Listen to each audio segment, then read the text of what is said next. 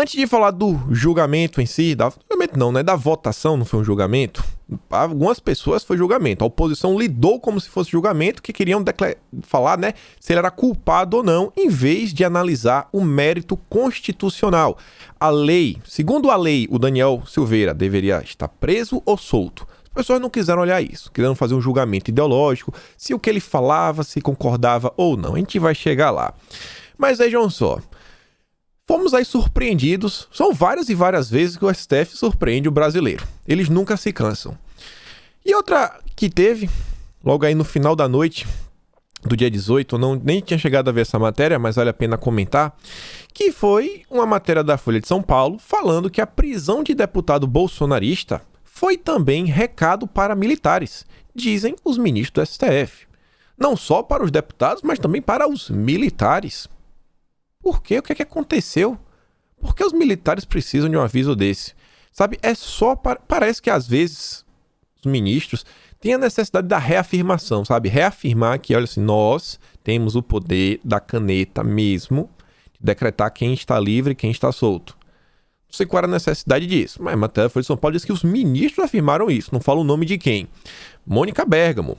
A prisão do deputado federal Daniel Silveira foi, segundo ministros do STF, um recado também aos militares, que defendem a prisão feita pelo general Eduardo Vilas Boas sobre a corte no julgamento da prisão de Lula em 2008. Prisão não, desculpa, a pressão feita pelo Vilas Boas com relação ao julgamento do Lula. O STF aí tá mostrando para que veio, mas tudo bem.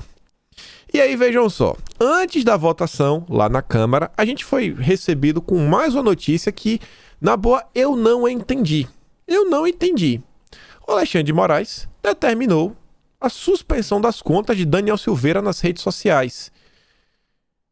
Porque as contas dele têm que ser suspensas. Tipo assim, você ser preso, você perde o acesso à sua propriedade privada? Você perde o acesso? Assim, você foi preso por algum crime, você perde, então, tipo assim, a sua casa não é sua mais, seu carro não é mais seu. Porque eu não entendi, tipo assim, ele não pode mais ter acesso? Ele não pode dar pra alguém? Você, um cenário, você tem lá a sua casa, você, sei lá, fez um crime, você roubou um pote de manteiga do supermercado, que é isso aí da cadeia, né? Roubar um pote de manteiga da cadeia. Outras coisas a gente sabe que não dá, dinheiro na cueca. Você pegou lá um pote de manteiga no supermercado, você tava com fome, foi preso. Mas você tinha uma casa. Você fala assim, não, eu vou dar minha casa aqui pra, sei lá, meu irmão.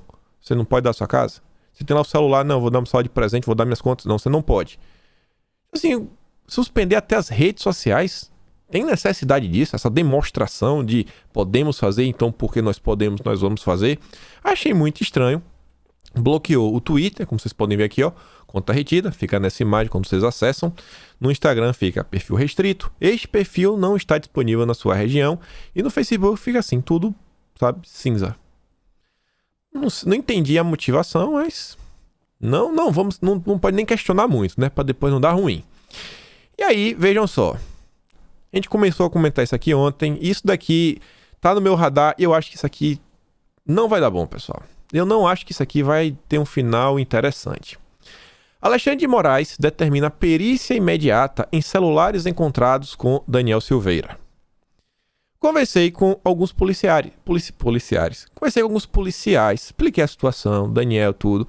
Tipo assim, o pessoal tá conversando, contando com o pessoal que é falando, conversando no caso inteiro. E em determinado momento eu falei assim, cara, será que o Daniel realmente não sabia que ninguém, que é proibido usar o celular? Não, pô, é óbvio que ele sabia que era tudo.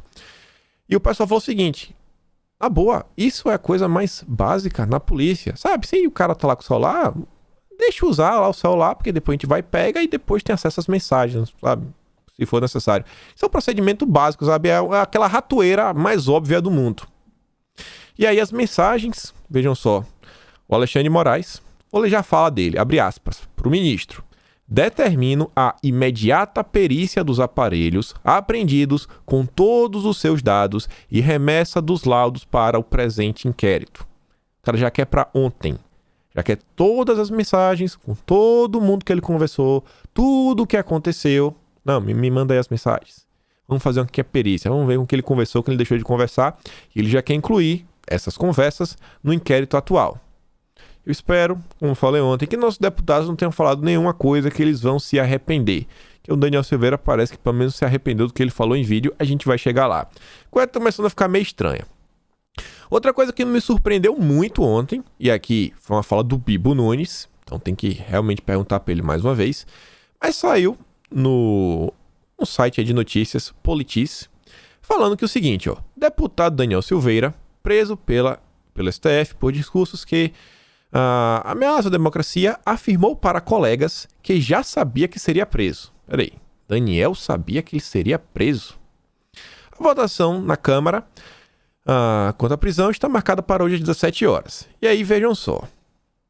Conforme informado pela fonte originária, o deputado Bibo Nunes, o Bibo Nunes do PSL, inclusive fez a defesa do Daniel, ligado à direita conservadora, gravou em vídeo a informação que a votação quanto à sua prisão será feita hoje na Câmara às 17 horas e votará pela soltura do mesmo. Nunes não quis entrar no mérito dos motivos que o levaram à prisão, em provável respeito à liberdade natural concedida por Deus pela liberdade de expressão. Por outro lado, ele também comentou que Daniel Silveira sabia que seria preso após as suas falas, denotando um tom de uma estratégia anteriormente criada pelo deputado. Estou começando a achar que está meio estranho. Falas aqui, segundo Bibo Nunes, abre aspas. Tem maneiras de fazer e ele tem esse estilo. É um estilo dele, que ele não nega. Ele disse mesmo para nós, e olha só, olha, eu vou ser preso, não tem problema, é meu estilo. Tudo bem, mas só que o problema está sendo bem maior do que a gente imaginava. A situação não é nada fácil. Então, isso, juntando com celulares, o meu nível de preocupação acaba de aumentar um pouquinho. Mas vamos continuar aqui. E aí tivemos a votação, que terminou com 364 votos a favor da prisão ser mantida e apenas 130 votos contrários. Choveram de reclamações ontem de pessoas, perfis grandes, influenciadores, colocando a culpa de tudo no Arthur Lira. Eu não consigo entender, porque são 257 votos que determinam. Mas parece que uma parte do pessoal está interessada em inflamar. Ainda estou tentando entender, né? Tá muito estranho os acontecimentos. E aí o Ricardo Barros depois fez um pronunciamento. Gostei em parte do que ele falou. Teve assim um papel bem institucional, sabe? Enquanto líder do governo, tirou o governo da jogada, que a mídia vem tentando fazer isso todos os dias, e diz que o STF tomou uma decisão política e criou um constrangimento para a Câmara dos Deputados, disse o Ricardo Barros, líder do governo na casa, sob prisão de Daniel Silveira. O que fez aí foi uma decisão política. O STF tomou uma decisão política. E nessa entrevista, eu não coloquei aqui, ele fala, cara, não tem nada a ver com o governo não entrou nisso, se vira aí, o problema é de vocês.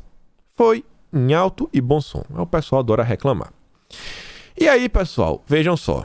Sobre comentários bem rápidos sobre a votação. Foi bem óbvio, não tem muito o que falar. O pessoal votou sim, votou não. Teve algumas pessoas que fizeram firula. A gente vai falar de duas delas, porque vale muito a pena falar dessas duas. E não é o Marcelo Freixo. O Alexandre Garcia relembra mais uma vez que o artigo 53 da Constituição perdeu por 364 a 130, o que equivale a abolir a inviolabilidade de nossos representantes em suas opiniões. Não foi só o Daniel que perdeu. Não foi só a liberdade de expressão. Foi a Constituição, artigo 33 que perdeu.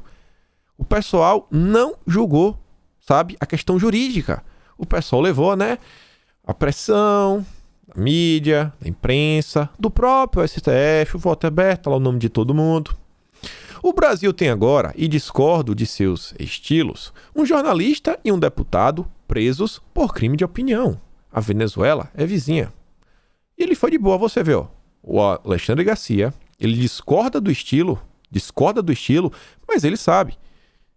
Eles estão presos por uma causa injusta por opinião. Palavra do Alexandre Garcia. Ainda que a opinião do Daniel possa ter extrapolado até o nível da opinião, você fala, não, ele fez isso, ele citou. Quando você olha o artigo 53, meio que não é bem assim. Tá meio complicado.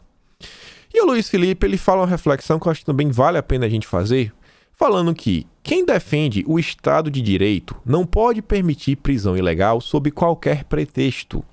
Hoje no Brasil, a 130 deputados federais capazes de manter essa coerência. Valorize-os, pois é o que temos.